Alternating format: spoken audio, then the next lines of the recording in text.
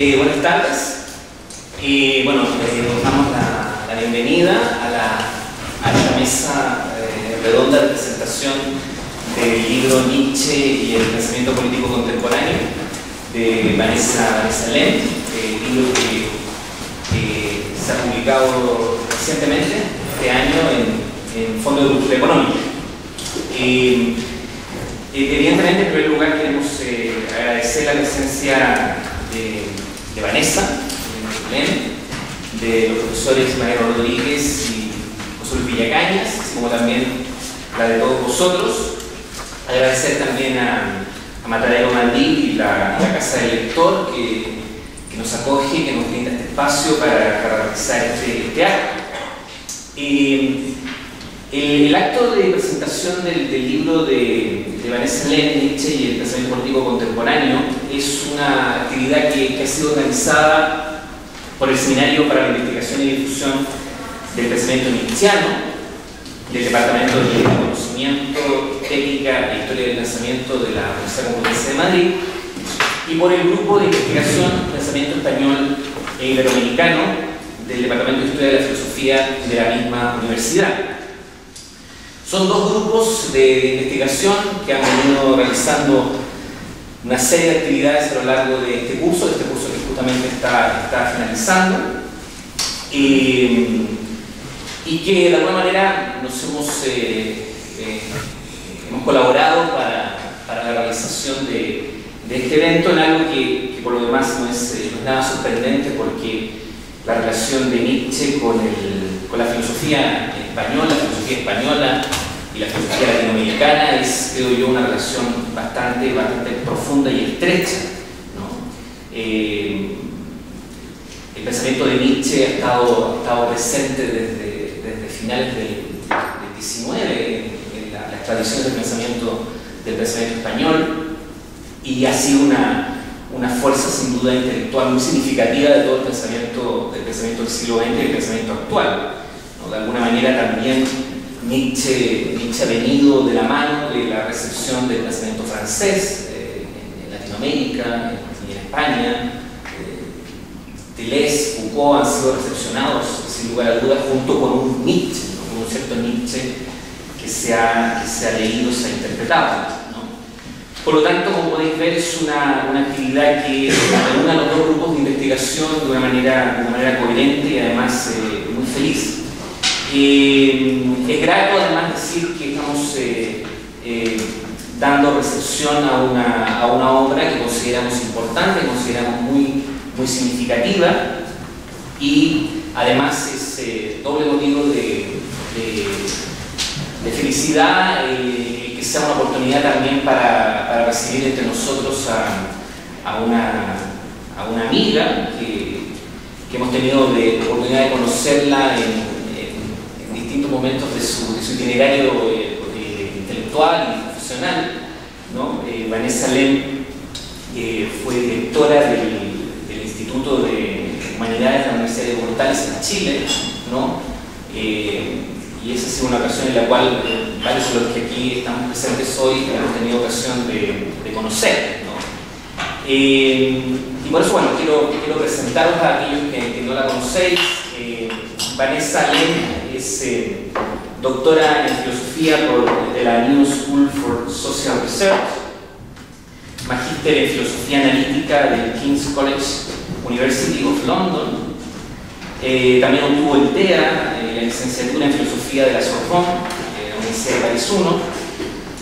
Como digo, fue directora del Instituto de Humanidades de la Universidad de Bogotá en Chile, donde fundó la red latinoamericana de investigadores en biopolítica, y actualmente, ¿no?, es profesora en la Universidad de New South Wales en Sydney, Australia.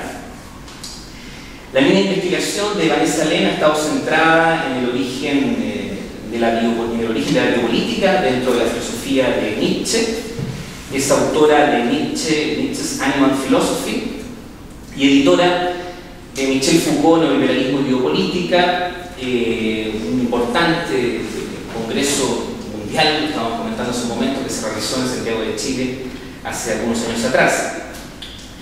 Y nos acompañan para comentar el libro de Vanessa Lem y para dialogar con ella, como decía, los profesores Mariano Rodríguez y José Luis Villacañas. Mariano Rodríguez es profesor titular y director del Departamento de Teoría del Conocimiento, Estética y Historia del Pensamiento de la Universidad Complutense, autor, entre otros, de los libros Nietzsche como última palabra, estudios de la filosofía de la mente, El sujeto velado, a partir de Nietzsche y Wittgenstein, la teoría nietzscheana del conocimiento. José Luis Villacañas es catedrático de Historia de la Filosofía Española del Departamento de Historia de la Filosofía de la Universidad Complutense, del cual también es su director, y es autor de diversas obras en el campo de la historia de la filosofía política, entre las cuales me permito destacar Dificultades por la Ilustración, Variaciones sobre temas kantianos, Los latidos de la poli, Filosofía para ciudadanos, Poder y conflicto, Ensayos sobre Carl Schmitt, etc. Bueno, la metodología de la sesión va a consistir en le vamos a dar la palabra a Vanessa Lem para que nos haga una primera presentación de su obra, de su libro, luego a los profesores Mariano Rodríguez y José Luis Villacañas, quienes van a comentar el libro, finalmente a Vanessa para que responda de alguna manera a estos comentarios y luego a cualquiera de vosotros que quiera plantear alguna pregunta o comentario. Pues sin más, Vanessa, y bienvenida. Bueno, gracias por estas palabras amables. Es un gran honor para mí estar aquí. Entonces, muchas gracias por recibirme y por recibir el libro, también a los panelistas y los organizadores. Entonces, voy a empezar el punto de partida del libro, Nietzsche y el pensamiento contemporáneo, era de leer Nietzsche como un autor contemporáneo, es decir, un autor de la actualidad, y no como un autor del siglo XIX. Entonces uno podría criticar justamente el libro diciendo, bueno, no está realmente tomando en consideración, ¿no?, el contexto histórico de Nietzsche, ¿no?, del siglo XIX, autor del siglo XIX, pero más bien yo trato de relacionarlo con nuestra actualidad, ¿no? Al mismo tiempo, no, mientras que el punto de partida es la actualidad, trabajo igualmente con los textos de Nietzsche. Entonces, el objetivo es más bien de establecer un diálogo entre Nietzsche y nuestra actualidad y los teóricos políticos más importantes del siglo XX, ¿no? Entonces, los autores principalmente son Rawls y Cavell, por un lado, la recepción anarquista de Nietzsche, Hannah Arendt, Jacques Derrida, Adorno y Horkheimer, Foucault y Esposito. Entonces, ya como enumerando los nombres de estos autores, uno se da cuenta que son no pertenecen a una escuela, a un tipo de una teoría política, pero son los autores más importantes del siglo XX para la filosofía política o la teoría política, ¿no? Y cada uno tiene su relación con Nietzsche, ¿no? Entonces, eso es mi punto de partida. Ahora, mirando no tanto la recepción de Nietzsche, decimos estos autores y su relación con Nietzsche, pero la recepción en general de Nietzsche, y típicamente en la recepción en el siglo XX se pueden distinguir dos enfoques. Hay por un lado los que dicen Nietzsche es un antipolítico y por otro lado a los que dicen que es apolítico. Entonces el campo que considera Nietzsche antipolítico es el campo donde Nietzsche figura como el precursor de ideologías totalitarias y autoritarias. En la interpretación apolítica, en cambio, es representado como un perfeccionista moral asimilable a la democracia liberal. Son dos posiciones bien distintas, ¿no? Entonces, frente a este campo antipolítico, estas dos interpretaciones, antipolítico y apolítico de Nietzsche, yo quiero decir no. Realmente hay que buscar otra entrada y, en mi opinión, hay dos perspectivas que deberían apreciarse más. Una es la idea de ver Nietzsche como un autor que contribuye al debate sobre sobre la democracia radical y que avanza este debate. Entonces, para Nietzsche, el igualitarismo radical es un desarrollo inevitable del nihilismo europeo. Pero para que tal nihilismo no culmine en una autodestrucción, como sucedió con el surgimiento de las ideologías totalitarias de masa, esta necesita abrirse a dos intuiciones que estructuran la filosofía política de Nietzsche, ¿no? La primera de ellas dice en relación con la necesidad que tiene la democracia radical de un aristocratismo radical, igualitario y agonista. Entonces la liberal política humana depende del equilibrio entre el igualitarismo y el aristocratismo.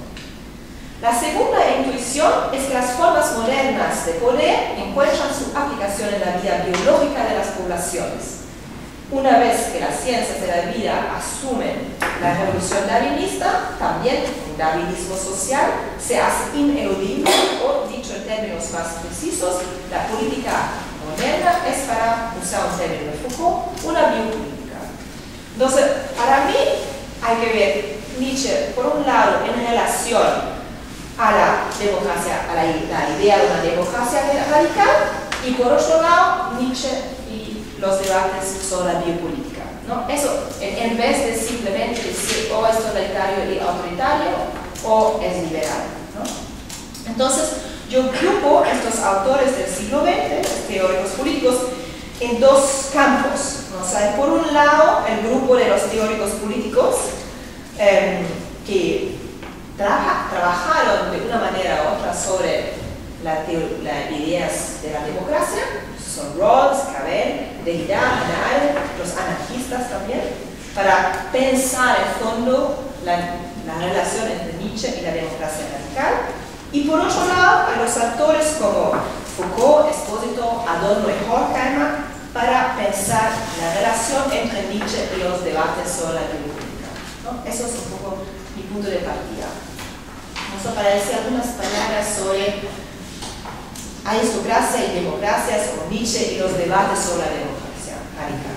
Entonces, para Nietzsche, y para entender en fondo para entrar en este debate, yo creo que el concepto de cultura en Nietzsche es clave, ¿no? Entonces, para Nietzsche, la naturaleza es aquello que siempre permanece inaccesible, pues nuestra relación con la naturaleza nunca es directa, sino que siempre mediada culturalmente. Por lo tanto, no hay tal cosa como una distinción entre lo natural y lo cultural, estrictamente hablando de Nietzsche. En lugar de ello, podemos distinguir entre dos maneras distintas de relacionarnos con la naturaleza. Una mediada por la cultura y otra por la civilización. En consecuencia, el antagonismo entre cultura y civilización supera, desde mi perspectiva, la tradicional división entre naturaleza y cultura, en la medida en que refleja una preocupación más profunda en torno a la paradoja de la naturaleza como algo que se da y que al mismo tiempo se detiene a sí misma indefinidamente. Para Nietzsche, la libertad humana es fundamentalmente un producto de este antagonismo entre cultura y civilización y no directamente de las instituciones políticas. No hay una cierta predominancia de la cultura sobre la política. La libertad no puede ser institucionalizada bajo ninguna forma de dominio político, sea ese democrático, socialista, nacionalista, etc., sino que se relaciona con un proceso de superación del yo o de apertura radical a la alteridad que Nietzsche asocia con la cultura.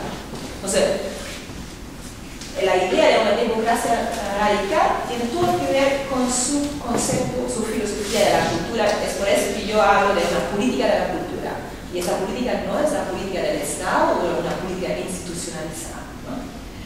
Nuestros intentos de dar a la libertad la forma de derechos, por ejemplo, fracasan inevitablemente debido a que los derechos le otorgan una forma universal a algo que excede continuamente esa forma.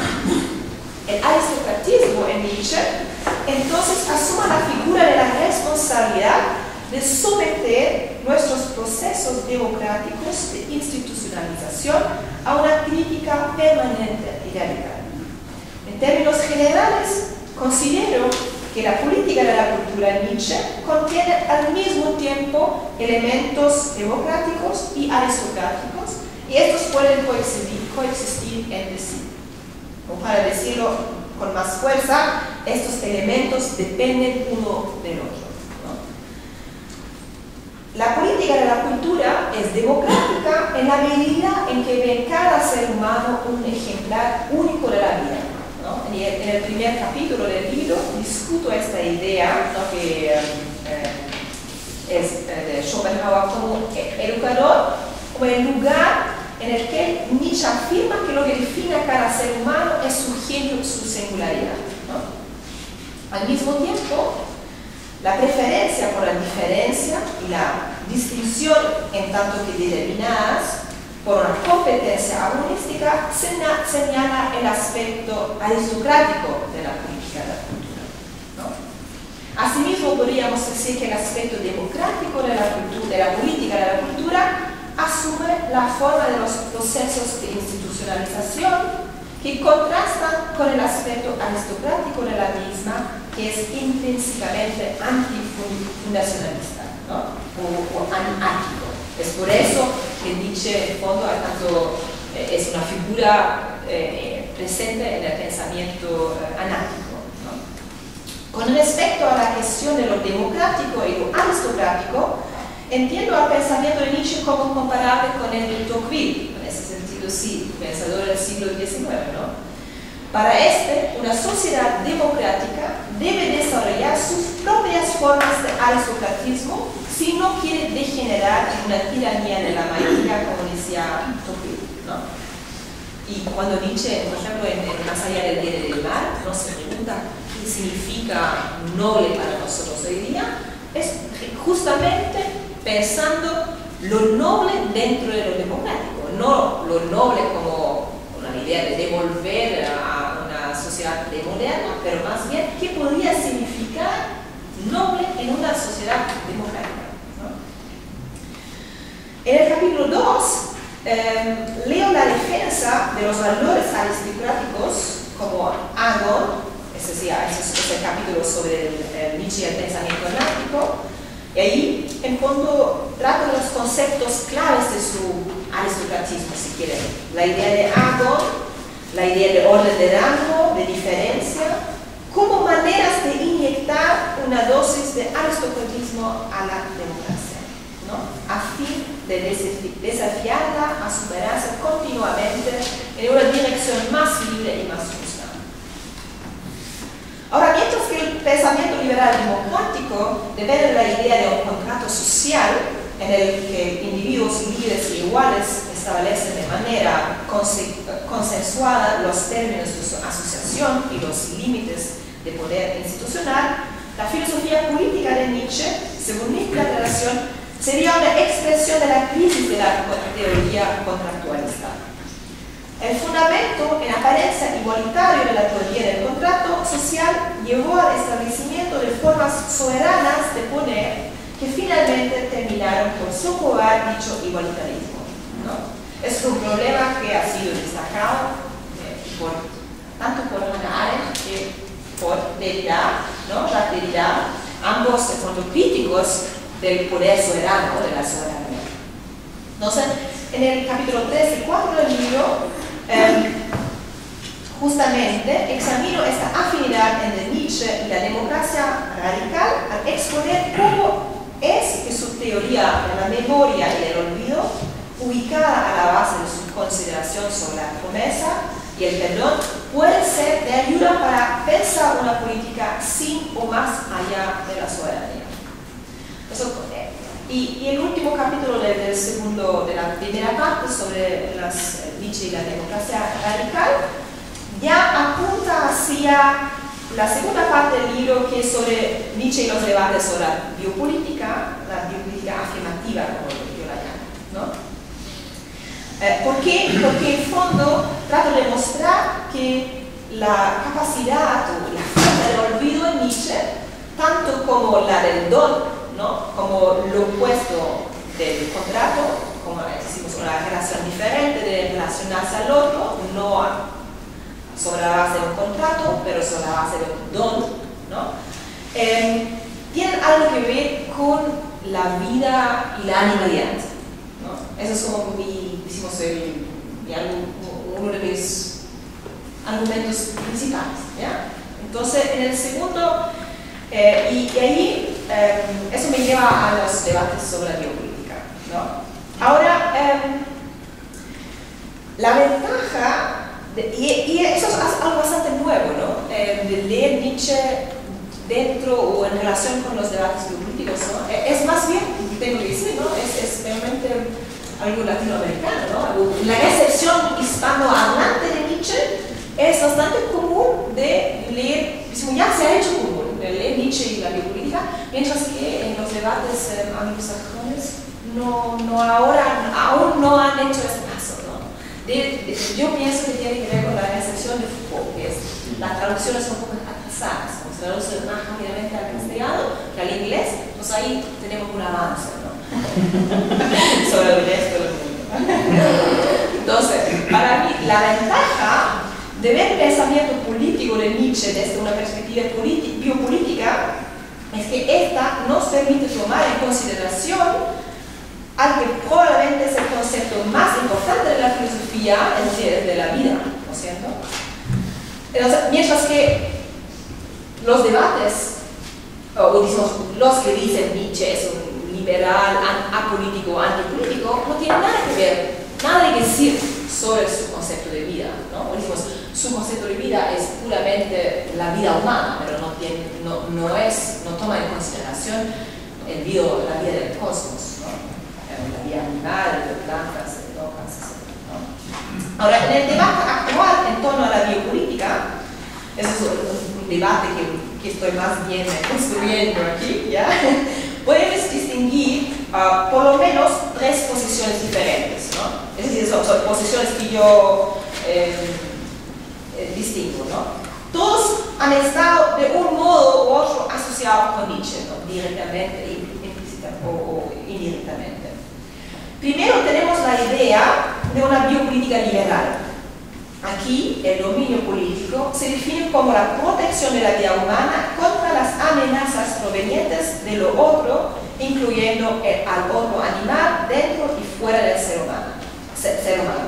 Esta idea de la política puede ser rastreada desde la construcción hobbesiana del Estado soberano, en la que el Estado asume el rol, por supuesto, de proteger la vida, hasta nuestras democracias neoliberal contemporáneas, en la que cada individuo está forzado a convertirse en el empresario de su propia vida, constituyéndose en el proveedor de su propia seguridad y protección, ¿no?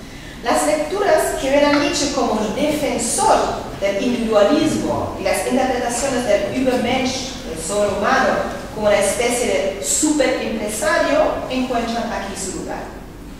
En segundo lugar, tenemos la idea de una biopolítica totalitaria, según la cual el continuum de vida está dividida en una jerarquía de especies en la que la destrucción de una especie o forma de vida es considerada como la condición para la protección y elevación de la vida de otras especies. Este tipo de biopolítica se ha asociado con Nietzsche en tanto que criador protofascista de una nueva humanidad. Y finalmente podemos distinguir la idea de una biopolítica afirmativa, que es la posición que yo defiendo, principalmente a lo largo de los capítulos de la segunda sección de este libro, ¿no? La biopolítica afirmativa es una respuesta tanto a la biopolítica neoliberal como a la fascista. Tal como argumento en el capítulo 6, por ejemplo, la biopolítica afirmativa reacciona al gesto característico de la biopolítica fascista de crear especies tanto al interior de la humanidad como entre humanos y animales, afirmando la continuidad entre la vida humana, la animal y otras formas de vida. De este modo, la biopolítica afirmativa contribuye a la pluralización valorización de las formas intrínsecamente singulares de vida y de pensamiento. La biopolítica afirmativa busca de desespecializar la vida, si quieren, ¿no? Y mi contribución es mostrar cómo tal trabajo de desespecialización, si yo estoy inventando palabras, ¿no? Pasa por la deconstrucción de la cultura y de la afirmación de que la cultura es algo esencialmente humano, ¿no? La biopolítica afirmativa también se encarga de la biopolítica neoliberal al considerar al ser humano como constituido por una relación completamente no liberal entre la cultura y la economía. Lo anterior porque, en primer lugar, Nietzsche invierte la afirmación neoliberal de que la cultura como capital cultural es un medio para la economía, como sucede en la creación de plusvalía, por ejemplo. Y en segundo lugar, porque el ser humano se constituye a través de una economía, una economía realmente, no es una economía de donación y de gasto claramente aliberal y antiutilitaria, como lo sostengo en el capítulo 4, ¿no? Que no hay cálculo de riesgo posible cuando se trata del ser humano o del genio de la cultura.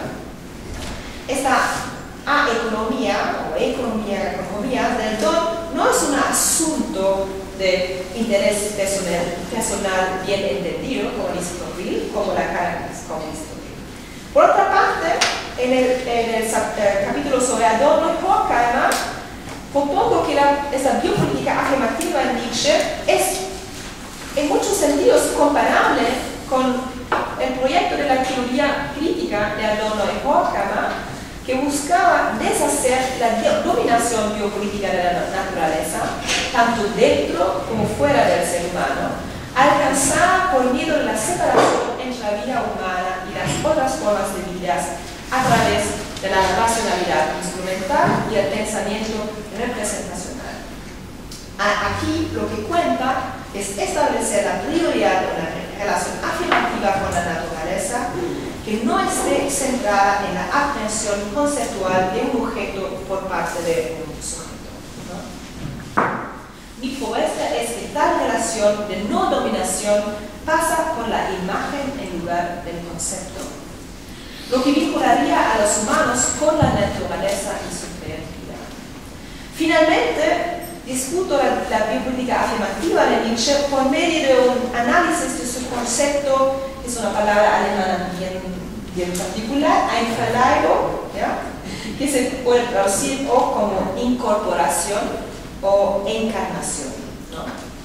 De acuerdo con el filósofo, ese es el capítulo sobre Esposito, el filósofo italiano Roberto Esposito, incorporación es un dispositivo de inmunización que ofrece una respuesta frente a las necesidades de autopreservación y cultivo de la vida. Desde mi perspectiva, en la obra de Nietzsche podemos encontrar dos semánticas distintas para comprender este proceso de incorporación. Por una parte, tenemos una semántica de apropiación, según la cual la incorporación refleja un proceso de vida a través del cual se constituyen y preservan totalidades cada vez más poderosas por el aniquilamiento y la incorporación exclusiva del otro, y por otra, una semántica de la transformación creativa en la que la incorporación representa como impulsada por una fuerza acogedora y hospitalaria, una apertura al otro que hace avanzar la pluralización y diversificación de la vida, ¿no? Entonces, mientras que la primera lógica de incorporación refleja el problema de la preservación de la vida por medio de la inmunización, ¿no? Para usar el término del Esposito, que acarrea consigo todos los peligros inherentes a lo que Foucault llamará tanatopolítica, Esposito levanta la pregunta de si acaso es posible preservar la vida por medio de una inmunización que en consecuencia no la destruya. Entonces, en este capítulo sobre Esposito, trato de plantear que esta idea de la incorporación como una transformación creativa nos ofrece una respuesta a esa pregunta de Espósito y en fondo resulta en una apertura de la vía al horizonte de la justicia y la comunidad, ¿no? Ahora, en el último capítulo, es el capítulo conclusivo del libro, si quieren, se basa sobre una lectura, ya no estamos realmente en la filosofía política contemporánea, pero es más bien confrontar a Nietzsche y Heidegger sobre su concepto de justicia, ¿no? Y es más bien Heidegger que empezó, o debido a la interpretación, a la lectura de Heidegger y Nietzsche, que el concepto de justicia tiene tanta importancia en la recepción de Nietzsche, ¿no? Y mientras que para Heidegger la idea de justicia es en fondo la expresión última de la verdad de la metafísica occidental, ¿no? O sería la última interpretación del sentido del ser como presencia legado por la filosofía griega, ¿no? Yo sostengo que en la filosofía de Nietzsche se encuentra una teoría o una filosofía de la justicia que es central para el sentido de su filosofía como un todo, no sé, en ese sentido sigo a Heidegger, pero no obstante cuestiono su afirmación de que la teoría de la justicia de Nietzsche es exclusivamente metafísica. Es por eso que el último capítulo se titula Justicia, Filosofía o Política, Metafísica o Política. Entonces, en lugar de ello, sugiero que Nietzsche ofrece una concepción política de la justicia que reúne los distintos elementos discutidos a lo largo de este libro. En esta concepción, la justicia, que es al mismo tiempo democrática y aristocrática, que se basa tanto en el conflicto agonístico como en la donación y que asume la tarea de la gran política, es, en pocas palabras, el representante de la vida.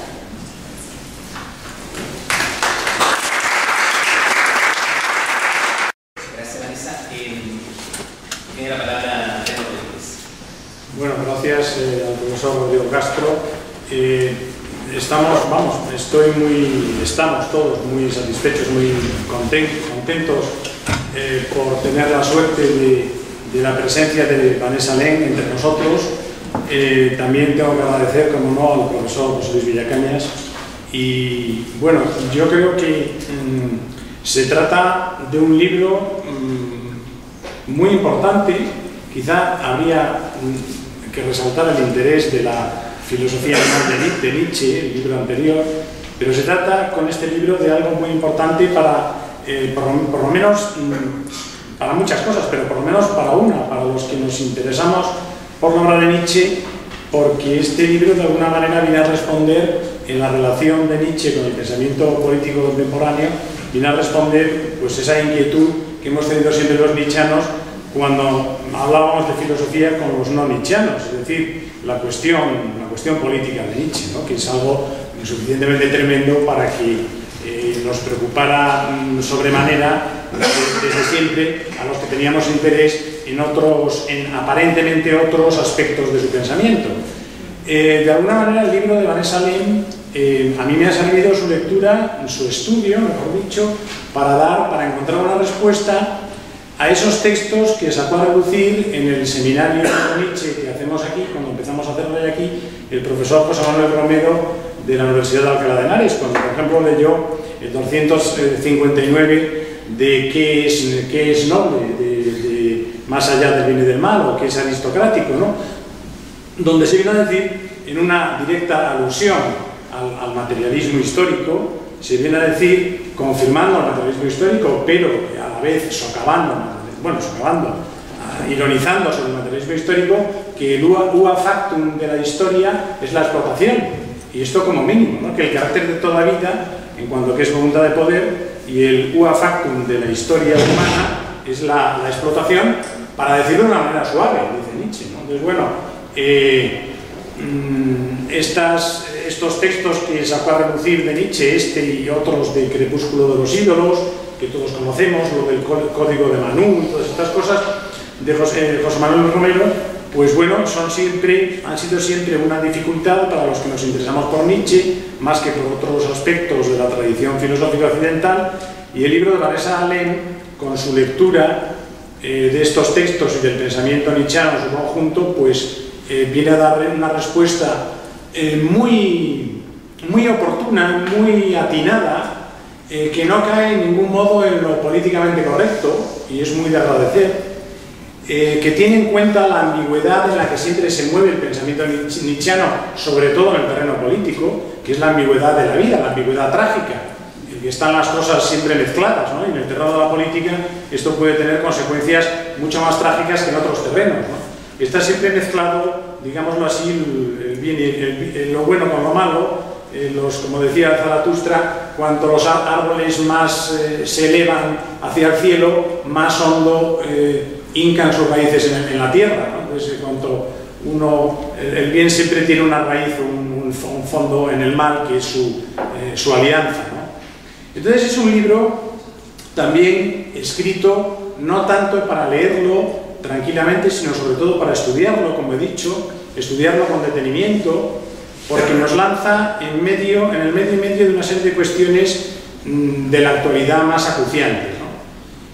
Al hablarnos de pensadores como, bueno, a partir de Rawls, la crítica de Cabell, Arendt y Derrida, Adorno, Horkheimer, Foucault, Espósito, y para terminar, a mi modo de ver, en un gran recogimiento del hilo conductor de todos los capítulos, en lo que estoy completamente de acuerdo con la autora en lo que acaba de decir, porque una de las cosas que se hacen acuciantes en la lectura de estas páginas es que el lector va enseguida intentando adivinar el hilo conductor de todos los capítulos, y al final se encuentra uno con que la autora desvela ella misma que el hilo conductor es la idea de justicia, el tema de la justicia, es decir, se retoma la cuestión Nietzsche-Heidegger al final del volumen. Heidegger, que al fin de cuentas fue el más importante de todos los que estudiaron a Nietzsche desde el punto de vista de los scholars, de los académicos que estudiaron a Nietzsche. Heidegger, que fue el que dijo que a Nietzsche había que estudiarlo, que había que enfrentarse a un texto de Nietzsche con la misma seriedad con la que uno se enfrenta a un texto de Aristóteles. Luego el libro de Vanessa Allen, personalmente, este debate de el Nietzsche apolítico, ¿no?, que es lo que está muy extendido actualmente entre nosotros, el Nietzsche apolítico. Nietzsche no tiene nada que decir relevante como teórico de la política, que se relaciona inmediatamente con el Nietzsche perfeccionista o con el Nietzsche moralista, ¿no? El Nietzsche apolítico, para no hablar del Nietzsche antipolítico, quizá de otras épocas, ¿no? Hay una frase, siempre que se habla de Nietzsche y de la política, a mí siempre me viene a la memoria algo que leí hace mucho tiempo, que escribió Nietzsche, que fue algo así como lo siguiente: a todo aquel que tiene en su pecho el furor philosophicus no le queda ningún espacio para el furor politicus. O también una cosa que decía Nietzsche: quien siga esperando, esto en la línea de Schopenhauer, ¿no?, que muchas de las cosas que dice Nietzsche hay que enmarcarlas en un diálogo infinito, interminable con Schopenhauer. Entonces, cuando Nietzsche dice: quien siga esperando que un acontecimiento político, por ejemplo que una revolución, vaya a resolver por fin el problema de la existencia humana, y esta espera es una vieja historia, quien siga esperando esto, que una cuestión política, que un acontecimiento político vaya a resolver el problema de la existencia, sin duda merecería dar clase en una universidad alemana, dice Nietzsche, en una época en que Nietzsche no pensaba muy bien de los profesores universitarios alemanes.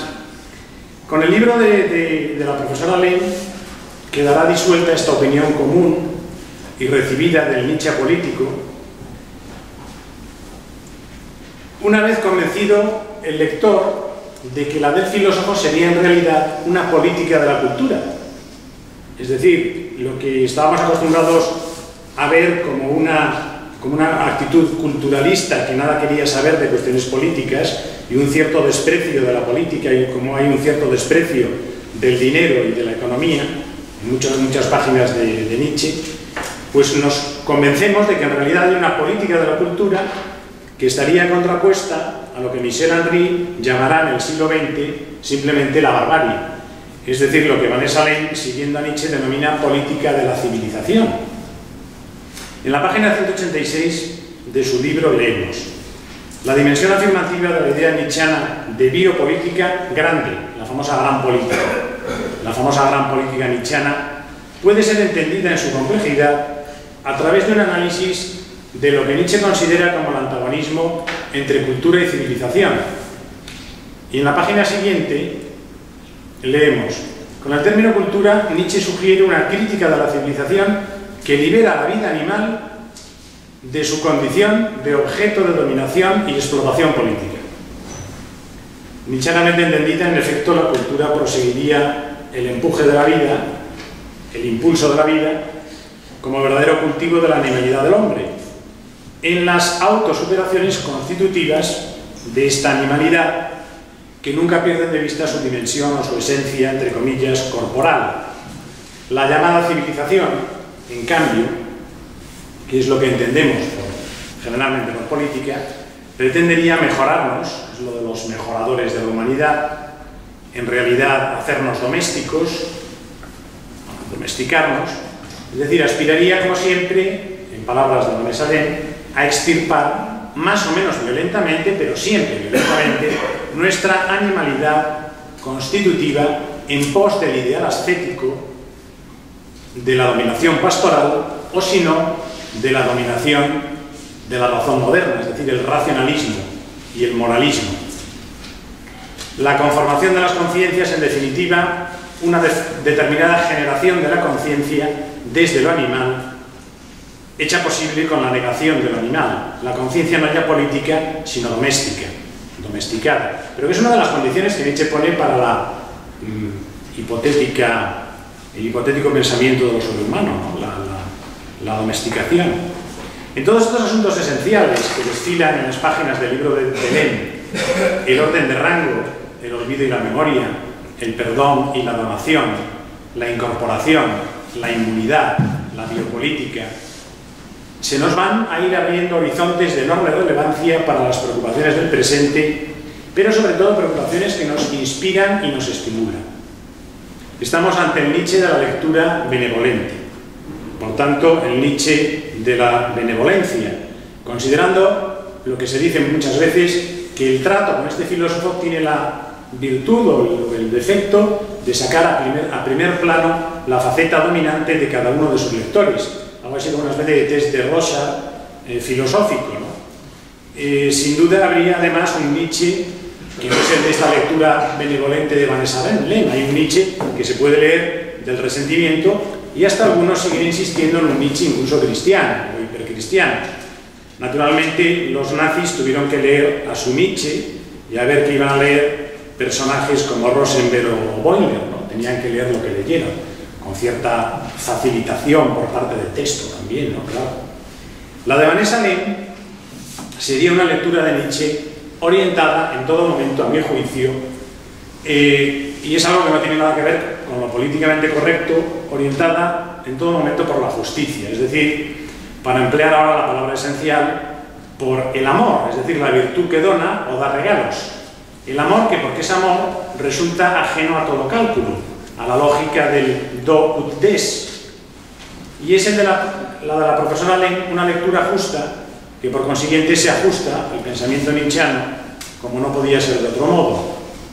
Porque para comprender a alguien la única manera es empezar por quererlo, es decir, en el sentido de confiar en él. De otro modo es imposible.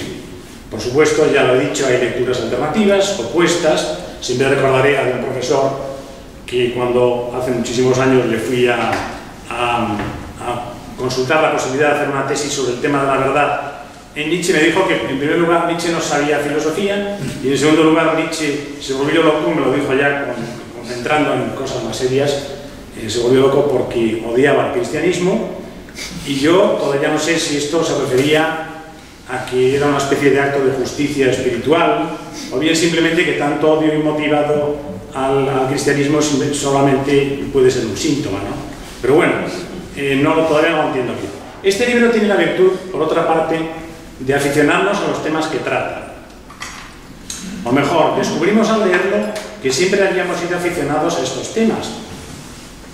Por cierto, que es lo que pasa con las obras de Nietzsche la primera vez que uno las lee.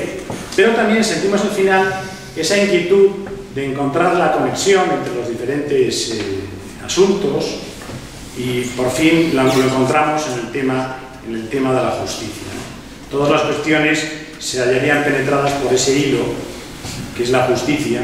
El último capítulo del libro supone pues encontrarnos con esta estructuración de todo, esa justicia que tiene que ver con el cuerpo, con la animalidad. La justicia tiene que ver con todo, puede ser metafísica, como opina Heidegger, puede ser sociopolítica, como piensa Vanessa Len, porque es la justicia el ser en la ciudad o el ser en la casa del hombre, como tan platónicamente lo hubiera de decir una vez María Zambrano.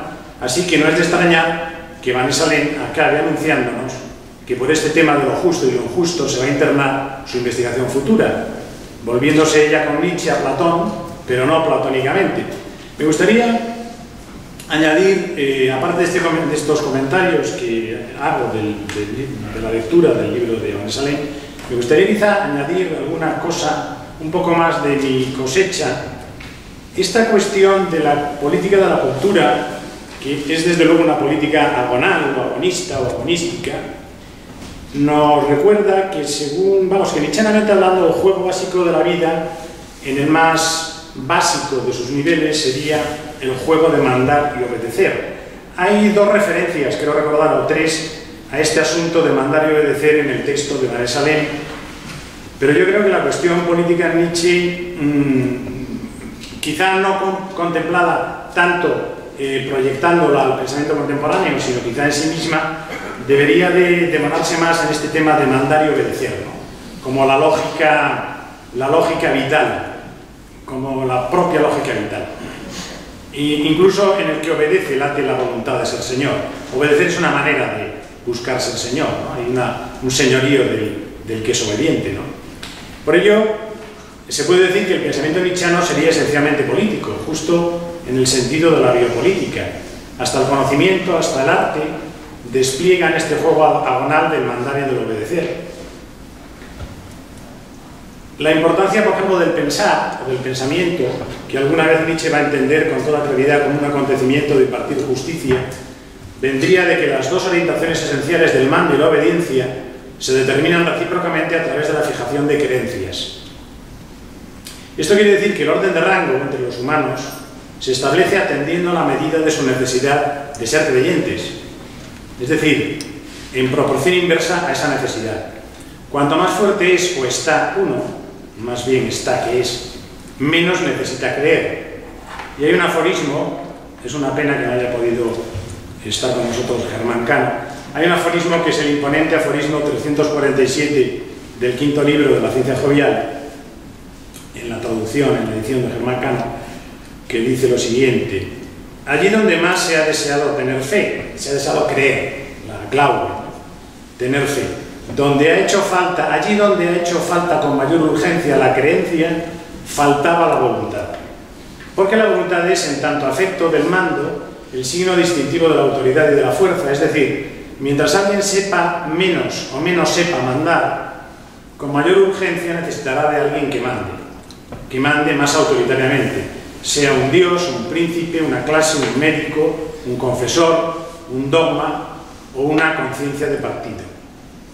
En nuestra época se ha venido comentando en círculos frankfurtianos aquello tan fundamental de que el gran problema o uno de los máximos problemas de la filosofía política o del pensamiento político sería dar cuenta de la posibilidad de que los que están oprimidos siguieran votando o sigan siendo partidarios de los opresores.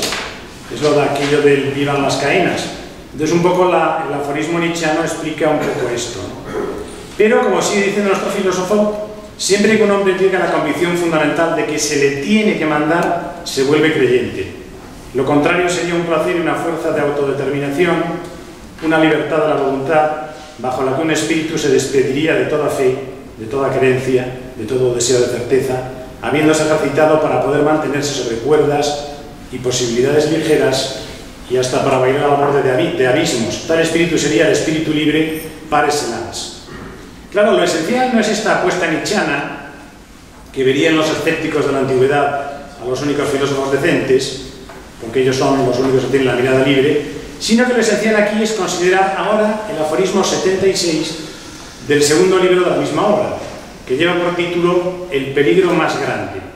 Dice Nietzsche que el más grande de los peligros es la locura, no exactamente la individual, sino más bien que toda nuestra cultura, que toda nuestra época enloquezca.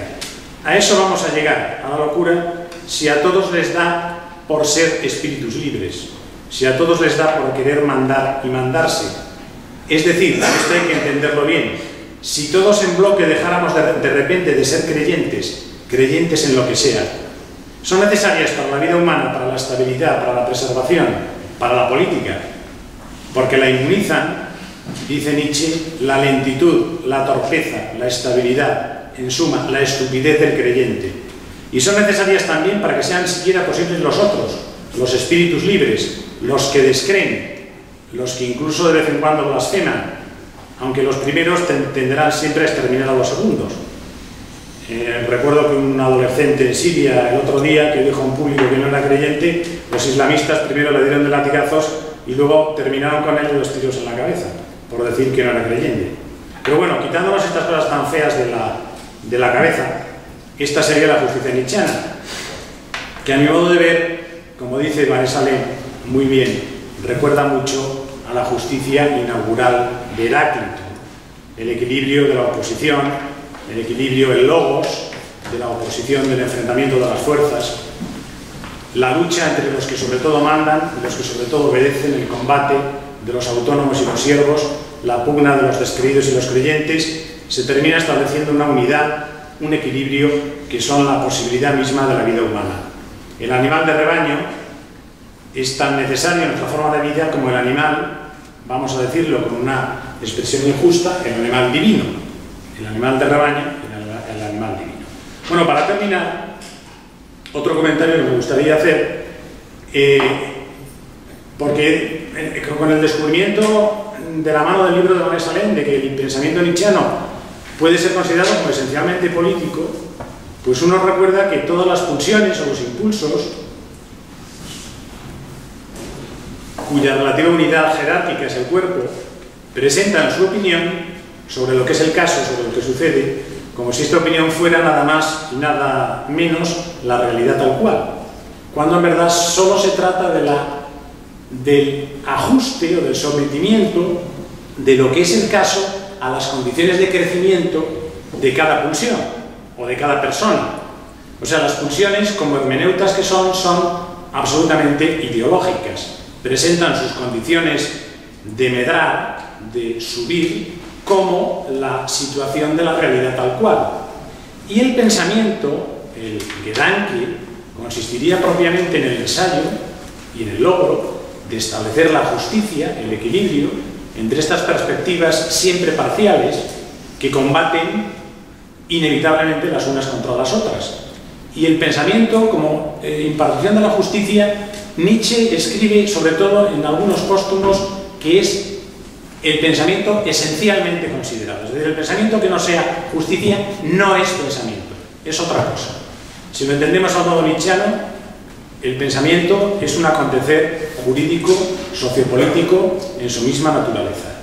Es decir, un acontecimiento corporal, porque el concepto de cuerpo de Nietzsche es el de impartir, el de establecer un equilibrio. También hay una traducción de Germán Kahn del 3.3 de la Gaia Ciencia que habla justo en este sentido, ¿no? El impartir, imponer equilibrio a la lucha pulsional, eso es el cuerpo y eso es el pensamiento, ¿no? Es un equilibrio siempre relativo, precario, tremendamente precario, inestable y nunca...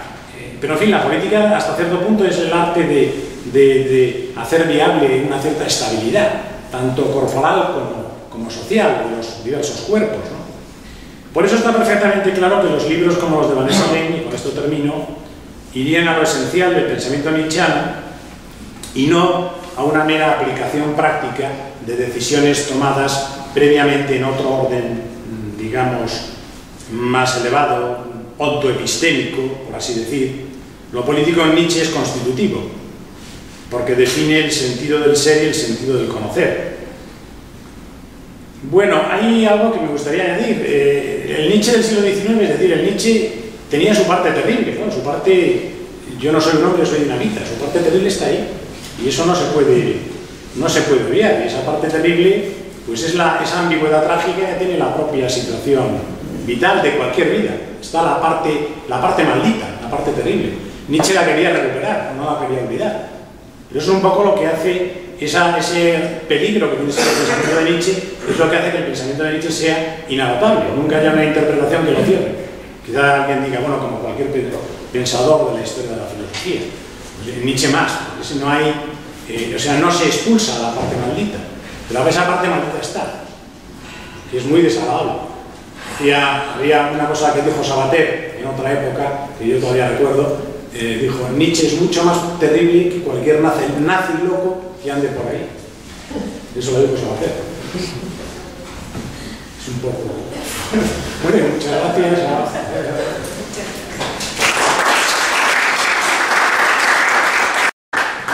Tiene la palabra Silvia Cañas. Buenas tardes.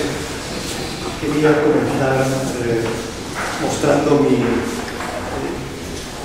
gratitud a los organizadores del acto, verdaderamente, y sobre todo mostrando mi satisfacción por compartir mesa con Vanessa Len, a quien conocía de lecturas, y en algún momento de estos años pasados conocía de una unión de lecturas por su actividad importantísima al frente del Instituto de la Universidad Diego Portales, desde donde nos llegaban publicaciones muy continuas sobre temas fundamentales de la filosofía actual. Así que cuando me ofrecieron estar aquí, yo me sentí muy honrado de poder conocerla y de poder discutir, dialogar con ella en relación con este libro que no conocía, me lo dieron justo una propuesta y que me produjo un interés inmediato. Y debo decirlo que un interés casi intenso, que en cierto modo genera esta expectativa máxima, casi infantil, ¿no? Que quizá tenemos los filósofos todavía de vez en cuando, ¿no? Una expectativa de intenso miedo por una parte, ahora diré por qué, de intenso interés por otra, ¿no? Bueno, yo venía de hacer un seminario largo en Medellín, donde había estado exponiendo durante 40 horas un filósofo muy preferido mío. Y el resultado del seminario fue que llegamos a la conclusión que el filósofo que más había aparecido en todas mis explicaciones como punto de referencia para ese otro filósofo en el que yo estaba trabajando era Nietzsche.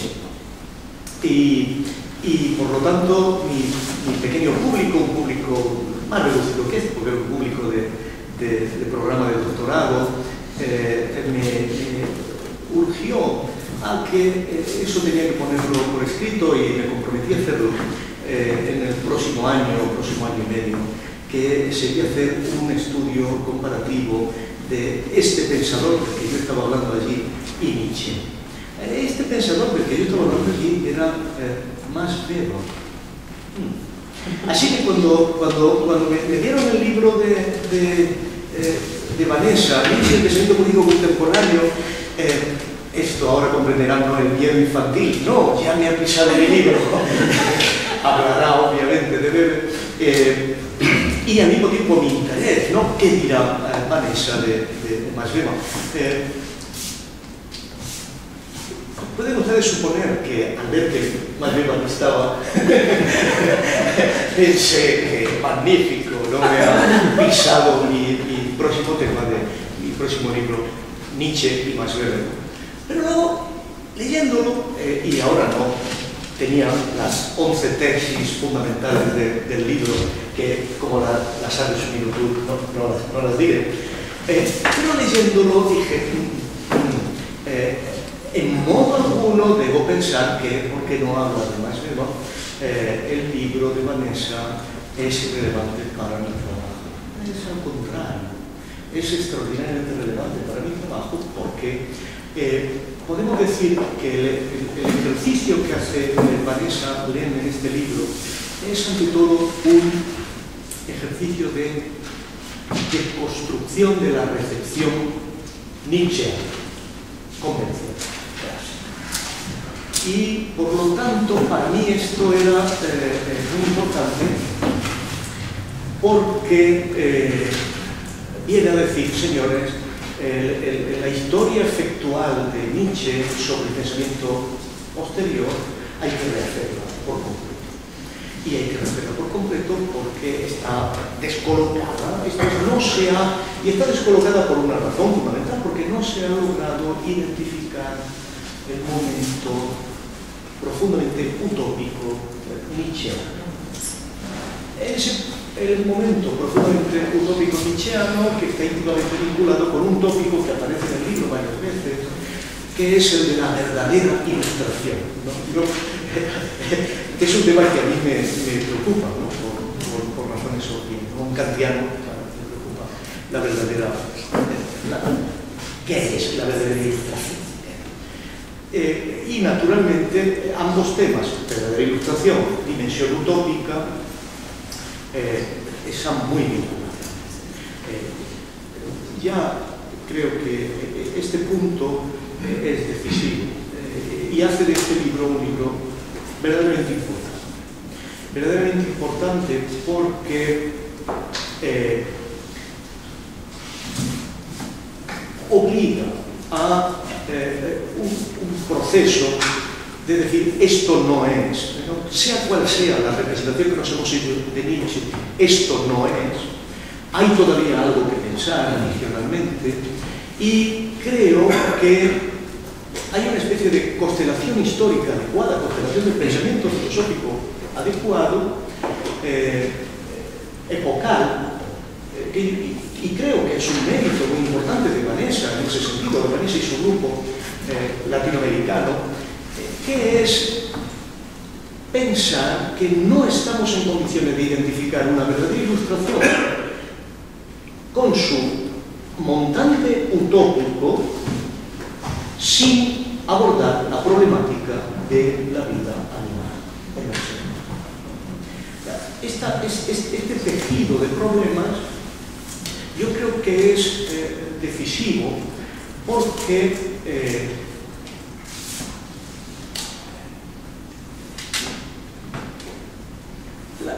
la reflexión filosófica sobre el animal o la reflexión filosófica del canon, ¿no? filosófico sobre el animal es especialmente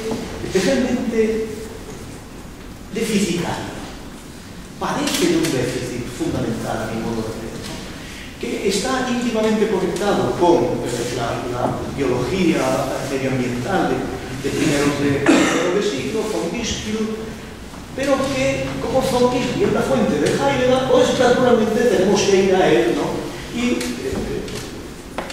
Heidegger, efectivamente, bueno, debo decir que Ortega antes, en el año 14, ya está hablando de Chomsky y traduce al castellano Chomsky, como en el seminario heideggeriano sobre el problema, creo que es en el año 28 o 29, está elaborando sobre esa base, pues Giorgio Agamben,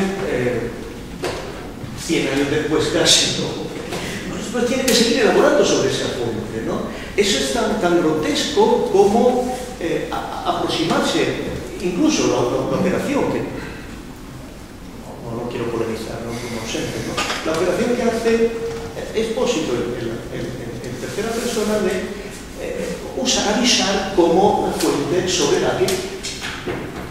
Bueno, creo que la operación de Vanessa en este sentido es, a mi modo de ver, legítima, creo que es poderosa, que es decir, señores, tenemos a Nietzsche para esto, que es una fuente mayor, ¿no? Que es una fuente mayor y que es una fuente que sitúa el pensamiento de la vida animal.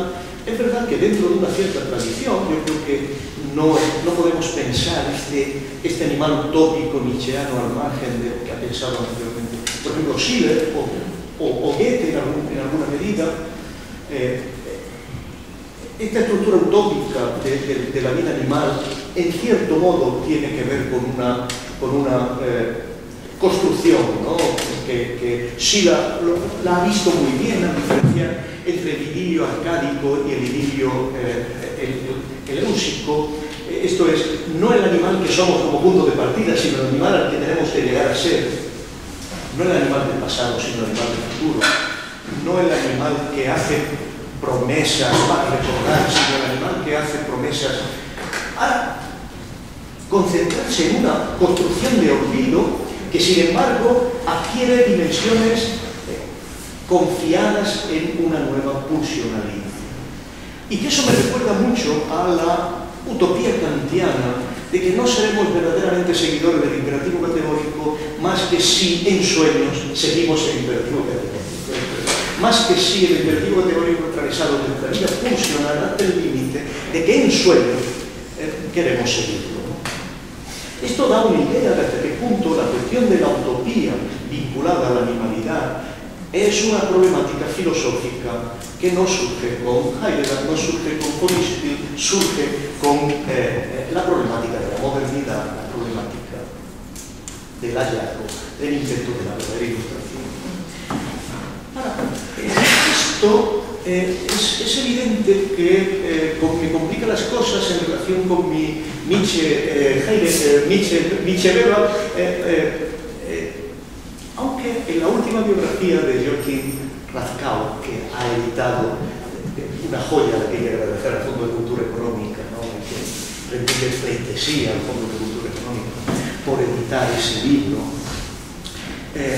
Rathkau confiesa que se puso en la línea de vincular más Weber con el problema de la naturaleza por una asociación, ¿no? En la que no había caído anteriormente, que es la asociación de que Hermann Baumgarten, el albacea de Max Weber, hizo toda su carrera de regreso de Estados Unidos con Konrad Lorenz. Y además es que... Perdón.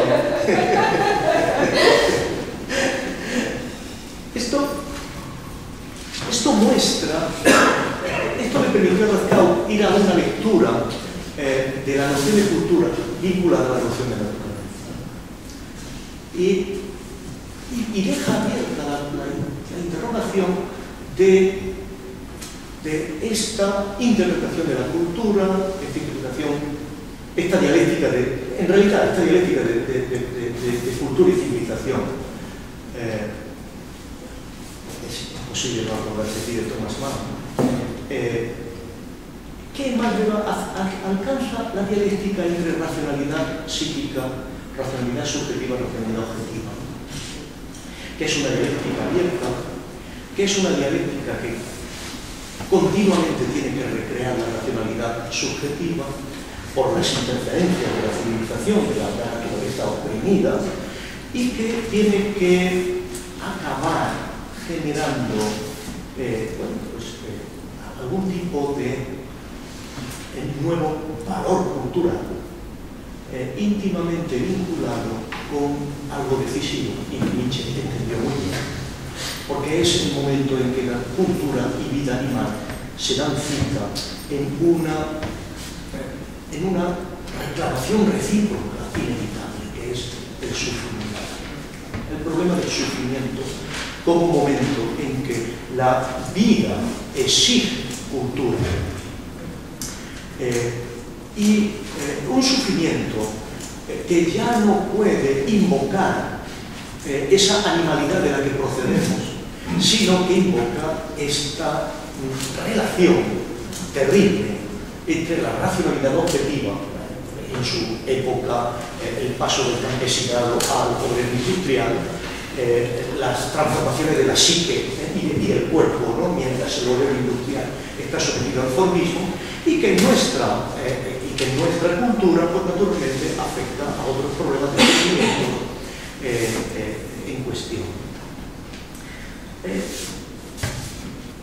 Creo que este es el problema del futuro. Yo creo que este es lo más importante que se puede decir del libro de Vanessa, es que el futuro no está con Cabell, no está con Rawls, no está con Horkheimer, no está con lo digo de verdad, creyendo, no está con Heidegger, a pesar de que es imposible entender el presente sin Heidegger, ¿no? Pero el futuro está en este problema, porque no es un problema que podemos decir azaroso, un problema lateral, es un problema que tiene una traducción incluso de época geológica. Eso es un problema de nuestra época, que no es una época histórica solo, es una época que hay que colocar en la historia de la vida. Es un problema de esa época especial llamada antropoceno, que es la época en la que por primera vez el ser humano está independiente de las condiciones geológicas que hasta ahora había padecido, y que está íntimamente vinculado con un problema, a mi modo de ver, central del libro, sin el cual no se comprende ni por qué es un libro en favor de la democracia, si por qué es un libro con una voluntad de compaginar eso tan mediano del aristocratismo y la democracia, un libro que en el fondo intenta vincularse utópicamente al futuro, un libro que quiere poner encima de la mesa una nueva noción de justicia, que es el problema de lo singular, que es un problema. Yo muchas veces leyendo el libro, ¿no? Es preciso discutir, es preciso ya ir más allá de Blumenberg. Cuando Blumenberg dice el punto de distinción fundamental entre el ser humano y el animal es que respecto del animal nos basta el conocimiento genérico, mientras que los seres humanos no nos basta el conocimiento genérico, queremos mirarlos a los ojos. Esto es, el conocimiento no puede diferenciarse de la ética. Entonces, para conocer a alguien hay que mirar a los ojos. No basta decir es un hombre, no basta decir, como decimos los españoles, todo el mundo es bueno. No. Tenemos que pensarnos muy bien, ¿no? Para saber si operamos, huimos, luchamos, salimos corriendo, el singular. Yo creo que este es el concepto que a mi modo de ver, creo que es el concepto del futuro. Porque el singular ya es, en una vida precaria, como es la vida del planeta, la que nos relaciona también con los animales. Y esto, es que quedarán contados elefantes dentro de 10 años. Elefantes que tendrán nombre propio, que tendrán vida propia, que estaremos en nivel de saber cuándo han nacido y cuándo mueren. Mi hija, que estudia biología, Carmen, estudia biología en Zúrich, le pone nombres a las abejas. Está singularizando las abejas. Nuestra relación con el mundo animal va a ser una relación ética y singular. Y esto es un acontecimiento que no puede entenderse sin avanzar hacia el mundo democrático. Porque ¿cómo podemos relacionarnos con los animales como singulares si no estamos en condiciones de realizar realmente esa utopía ilustrada de relacionarnos con los seres humanos como singulares? Y es verdad, ¿no? Es verdad que esto nos obligará a repensar, y creo que esto será muy fundamental en mi libro, utópico de Nietzsche, hará pensar toda la cuestión de aquello que decía Weber, que hay que buscar hasta el final la posibilidad de disminuir el dominio del hombre sobre el mundo. Este punto que muestra, ¿no?, esta aspiración verdaderamente nietzscheana, ¿no?, de conjuntar democracia y aristocracia de una forma que solamente puede canalizarse por el singular. Ahora, creo que el libro de Vanessa es extraordinario, a mi modo de ver, como argumento filosófico, al mostrar que la constitución de la singularidad no puede padecer las mismas ilusiones del individualismo liberal. Esto es, de que el singular no puede construirse como el individuo hobbesiano, ¿no? Solo puede a partir de una relación de donación, de apertura, de incorporación, efectivamente. Y aquí todo, uno de los elementos más importantes del libro es que todo Carl Schmitt se derruye, se deshace como un ladrillo con las propuestas de Vanessa. Bueno, podemos estar hablando mucho tiempo, ¿no?, porque es un libro, como digo, importante, con argumentos muy importantes que permiten la deconstrucción de ese nietzscheanismo político que hace inevitable el agón con la diferencia amigo-enemigo, que es verdaderamente lo que está en la clave de todo lo que es el pensamiento político. El pensamiento de Agamben, el pensamiento de Expósito, procede de esa inevitable conclusión que dice que todo pensamiento político pasa por Carl Schmitt.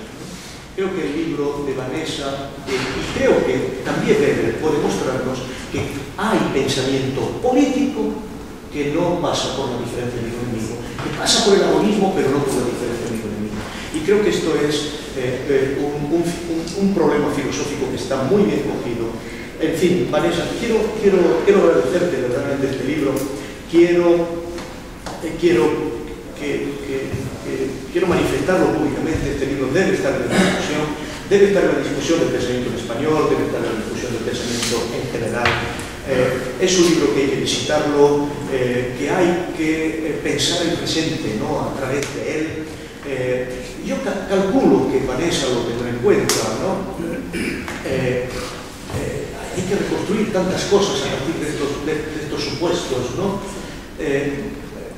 Me imagino que en el futuro, ¿no?, pues será inevitable que dialogue posiblemente el libro salió después de lo que ella, de haber redactado estos textos, ¿no?, el Derrida del animal que yo sigo siendo, que me parece un libro también de época, un libro con el que evidentemente conviene también discutir en esta misma línea, ¿no? Y creo que esta forma parte de la agenda central de la filosofía del futuro. Esto es una frase un poquito nietzscheana, pero está bien para concluirlo, y que eso pues me permite calmar mis inquietudes, mis angustias un poquito infantiles alrededor de este libro, y saber que volveremos a vernos, volveremos a hablar en estas cuestiones con seguridad en el futuro. Muchas gracias. Muchas gracias.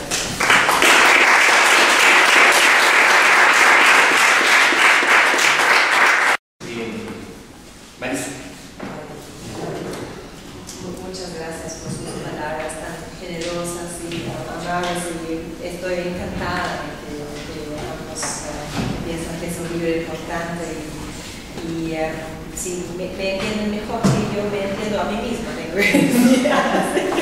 Totalmente, no es exactamente como los dos puntos centrales que me aportan a mí, y quiero hablar un poco tal vez a lo que me llevó últimamente, ¿no? Porque es interesante que en el fondo llegamos a esta utopía, en el fondo los dos conceptos utópicos de justicia por un lado, ¿no?, y de la verdadera ilustración, ¿no? Y entonces últimamente, cuando termino el libro, dije, ya voy a volver a Platón. Y bueno, uno siempre se pierde en el camino, ¿no? No sé, llegué a otra cosa, pero llegué, y gracias al último Foucault, tengo que decir, volví al tema de la Redlichkeit, ¿no? De la parecía, ¿no es cierto? Que es justamente que Foucault trata en el Colegio de la Verdad, ¿no? Y ahí me di cuenta que exactamente es la oposición, por un lado, es ahí realmente el algo importante, por un lado la idea de la parecía, de decir la verdad política, y por otro lado la tradición filosófica de decir la verdad, ¿no? Y esa es la gran competencia entre los dos. Y no solo en cuanto a lo que está en juego, no solo es política contra filosofía, como como Mariano, pero en fondo los filósofos justamente ofrecen otra idea de la política. Entonces, no es solamente filosofía contra política, pero es más bien otro concepto, justamente un concepto utópico de la comunidad, ¿no? Que se opone a la política, decimos, institucionalizada, común, ¿no? Y bueno, entonces, desde este punto volví a Nietzsche, mirando, bueno, ¿de qué? Y yo creo que el concepto importante es, en Nietzsche, de esta perspectiva, sería tal vez el de Redlichkeit, ¿no? del franc parler o del franc parler, hablar, decir la verdad, ¿no? Y no su concepto de verdad, simplemente, ¿no? Y cuando, en fondo, estudiamos este concepto, nos damos cuenta que justamente, por un lado, la Redlichkeit es totalmente político, ¿no? Es muy cerca al espíritu kantiano ¿no? de la razón pública. En fondo es una idea de la verdad que es inherentemente política y común, público, no es una verdad que se puede tener en privado, ¿no? De un individuo y su proyecto de cultura individual o algo así, ¿no? Es inherentemente político y público y común, y al mismo tiempo es un concepto completamente encarnado, ¿no? Porque la Redlichkeit, ¿no? Es un impulso, Nietzsche lo piensa desde la perspectiva de la vida, y ahí sí, la pregunta nietzscheana es cómo es posible, o cómo podemos incorporar la verdad como la pregunta principal. Yo creo que no hemos aún tomado verdaderamente en serio esta pregunta, porque es bueno, ya cómo incorporar la verdad, pero ¿qué significa? ¿Qué significa realmente vivir la verdad sabiendo que la vida requiere ilusión y no verdad, y que la vida no puede, en fondo, no puede vivir con la verdad? Entonces, una paradoja, un problema realmente trágico, como tú lo dijiste, Mariano, pero ¿cómo es posible, en fondo, esta filosofía que es redlich, ¿no?